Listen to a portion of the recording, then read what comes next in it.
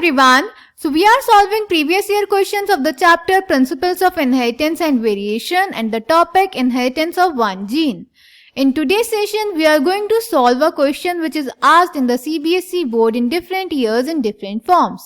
So the first type is, it was asked in the form of a very short answer type question for 1 mark, and the question was, name the type of cross that would help to find the genotype of a pea plant bearing violet flowers, and it was asked in the CBSE board All India Examination 2019. Next type was a short answer type question for 2 marks, and the question was, when does a geneticist need to carry a test cross, how is it carried? And it was asked in the CBSE board Foreign Examination 2015.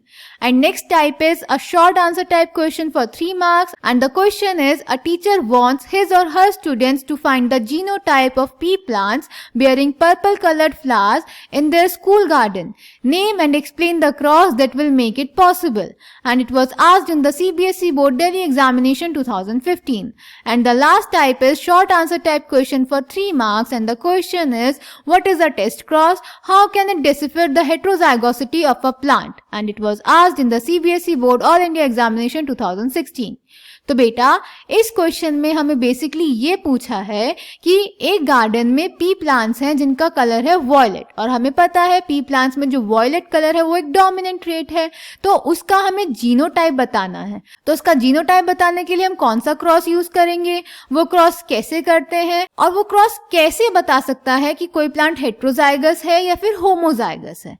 Clear? So let's check the answer. तो बेटा पहली बात तो अगर हमें किसी dominant phenotype वाले organism का जीनोटाइप पता लगाना है तो उसके लिए हम करते हैं test cross.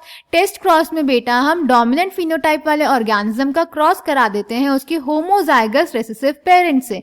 Clear? So a test cross is the cross between the offspring with the dominant phenotype with the homozygous recessive parent. अगर हम फर्स्ट टाइप वाले का आंसर करें very short answer type for 1 mark, तो उसका answer यहीं खत्म हो जाएगा टेस्ट क्रॉस पे।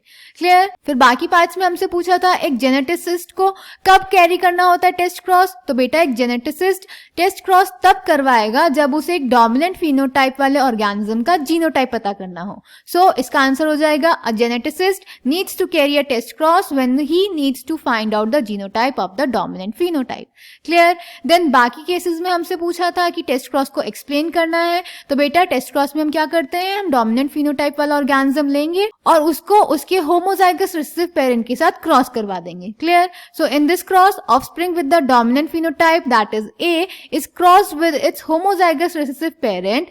If the progenies obtained after this cross show all the dominant phenotypes, then the genotype of that dominant phenotype A will be homozygous, and if the progenies obtained show both type of characters, dominant as well as recessive, then the genotype of that dominant phenotype A will be heterozygous. तो बेटा जब हम test cross करवा देंगे, अगर test cross के result में हमारे पास सारी प्रोजेनीज डोमिनेंट फिनोटाइप वाली आई, तो जो हमारा स्पेसिमेन था डोमिनेंट फिनोटाइप वाला, उसका जो जीनोटाइप होगा वो होमोजाइगस होगा।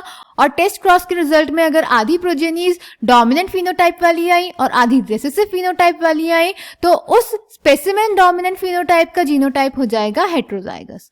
क्लियर? अब इसको एक क्रॉस की हेल्प से देख लेते हैं, क्योंकि क्वेश्चन में हमें वॉयलेट फ्लावर्स का जीनोटाइप बताना था गार्डन पी में, तो हमने उसी का एग्जांपल लिया है। तो इसमें 2 कंडीशन हो सकती हैं, जो डोमिनेंट फिनोटाइप है वो होमोजाइगस कंडीशन की वजह से भी हो सकता है और हेट्रोजाइगस कंडीशन की वजह से भी हो सकता है। तो हम दोनों क्रॉस बना के देखेंगे। कंडीशन 1 में जब हम होमोजाइगस कंडीशन लेंगे तो उसके गैमीट्स हो जाएंगे कैपिटल वी, और होमोजाइगस रिसेसिव पेरेंट के गैमीट्स हो जाएंगे स्मॉल वी। तो जब इनके गैमीट्स आपस में फ्यूज करेंगे तो सारे जीनोटाइप्स बेटा बनेंगे capital V small V. Clear? और इन सब के ही फिनोटाइप होंगे वॉयलेट। क्लियर? तो अगर हम इस क्रॉस के फिनोटाइप की बात करें तो ऑल वॉयलेट, और जीनोटाइप की बात करें तो ऑल हेट्रोजाइगस यानी capital V small V. Clear? तो इस क्रॉस से हमें क्लियर भी हो गया जो हमने क्रॉस को एक्सप्लेन करते टाइम लिखा था कि अगर टेस्ट क्रॉस में सारी प्रोजेनीज डोमिनेंट फिनोटाइप वाली आई तो हमारे स्पेसिमेन का जो जीनोटाइप होगा वो होमोजाइगस होगा। क्लियर? अब सेकंड कंडीशन कर लेते हैं। सेकंड कंडीशन में हमने हेट्रोजाइगस डोमिनेंट फिनोटाइप लिया है, तो इसके गैमीट्स हो जाएंगे कैपिटल वी स्मॉल वी, और होमोजाइगस रिसेसिव पेरेंट के गैमीट्स हो जाएंगे स्मॉल वी। तो जब capital V small V use करेंगे तो बनेगा कैपिटल वी v, जब स्मॉल v फ्यूज करेंगे तो बनेगा स्मॉल v, फिर capital V and again small v। जो कैपिटल V वाले फिनोटाइप होंगे वो होंगे वॉयलेट, और जो स्मॉल v वाले फिनोटाइप होंगे वो होंगे व्हाइट। तो अगर हम फिनोटाइप की बात करें तो हमारे पास दो टाइप के फिनोटाइप आए, violet and white in the ratio of 1:1। और अगर हम जीनोटाइप की बात करें तो जीनोटाइप भी हमारे पास दो टाइप के आए, capital V and small v in the ratio of 1:1। Clear? तो बेटा इस क्रॉस से भी हमें क्लियर हो गया कि अगर टेस्ट क्रॉस के रिजल्ट में आधे डोमिनेंट फिनोटाइप वाले ऑर्गेनिज्म आएंगे और आधे रिसेसिव फिनोटाइप वाले, तो जो हमारा स्पेसिमेन डोमिनेंट फिनोटाइप वाला ऑर्गेनिज्म होगा उसका जो जीनोटाइप होगा वो हेट्रोजाइगस होगा। Clear? So I hope this question is clear to you. Thank you.